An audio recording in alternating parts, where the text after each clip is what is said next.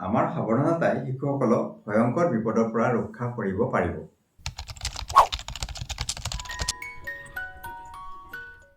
আমি আজি এটা নতুন বিষয়ৰ ওপৰত দুটিমান কথা জানি লওঁ। বিষয়টি হ'ল শিশুৰ খেলি থকা অৱস্থাত হোৱা স্বাস্থ্য সংকট।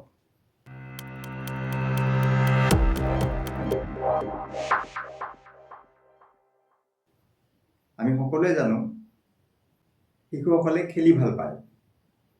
এতিয়া কিমান বয়সৰ শিশুৱে এনেকুৱা স্বাস্থ্য সংকটত ভোগে?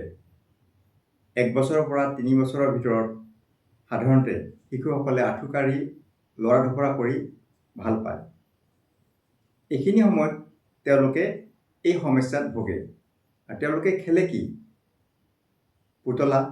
সাধাৰণতে আমি পুতলাই দিওঁ না।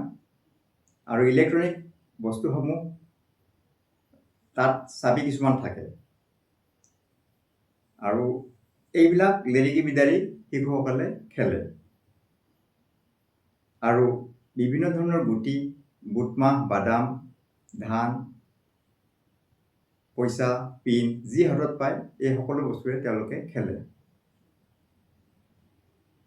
আৰু এই খেলিলে তেওঁলোকৰ কি হ'ব পাৰে?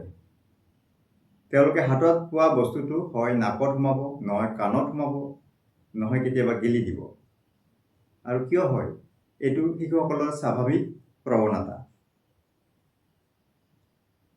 তেনেহ'লে আমি নহ'বৰ কাৰণে কি কৰিম? আমি শিশুসকলক খুব খেলি থকা টাইমত খুব মনোযোগেৰে তেওঁলোকক চাব লাগিব। সাধাৰণতে জোঙা বস্তু বা ধাৰ থকা বস্তুৰ ওচৰত শিশুক খেলিব দিব নালাগে। পুতলা বা খেলনা বস্তু দিওঁতে যিবিলাক চাবি থাকে এইবিলাক যাতে হুলুক ধুলুক হৈ নাথাকে। খেলা বস্তুৰ লগত তেওঁলোকে কি কৰি আছে আমি মনোযোগ দিব লাগিব। আমি চাব লাগিব তেওঁলোকে এইটো নাকত সোমালে নেকি, কাণত সোমালে নেকি, বা ক'ৰবাত বা গিলি দিলে নেকি চাব লাগিব। যদি দেখে তেন্তে ততালিকে আমি চিকিৎসকৰ ওচৰত নিয়াৰ ব্যৱস্থা কৰিব লাগিব। এনেও আমি শিশুসকলক গা পা ধুই দিওঁতে কাণ, নাক আদিত অলপ মনোযোগ দিব লাগিব। নাকৰ পৰা যদি দুৰ্গন্ধযুক্ত হেঙুন ওলায় তেতিয়া আমি মন কৰিব লাগিব যে এইটো নাকত কিবা শিশুটিয়ে সোমাই থৈছিল। গতিকে আমি ততালিকে ডাক্তৰৰ ওচৰত নিয়াৰ ব্যৱস্থা কৰিব লাগিব। শিশুৰ কাণত, নাকত বস্তু সোমালে আমি উলিয়াবৰ চেষ্টা কৰিব নালাগে। কাৰণ ডক্তৰৰ ওচৰতহে কিছুমান সঁজুলি থাকে যিবিলাকৰ সহায়ত সেইবিলাক বস্তু উলিয়াই দিব পাৰি। আমি নিজে চেষ্টা কৰিলে আমাৰ শিশুটিৰ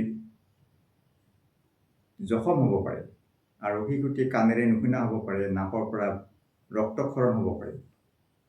গতিকে এনেকুৱা অৱস্থাত আমি ৰিস্ক ল'ব নালাগে, ডাক্তৰৰ ওচৰত আমি লৈ যাব লাগিব।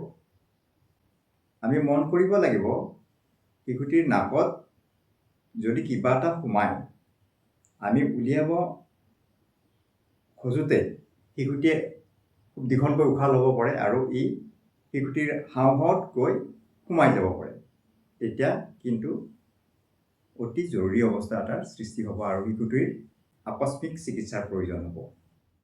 আমি এইটো কথাতে গুৰুত্ব দিব লাগিব শিশু এটি খেলি থাকোঁতে আমি সাৱধান হ'ব লাগিব। ধন্যবাদ।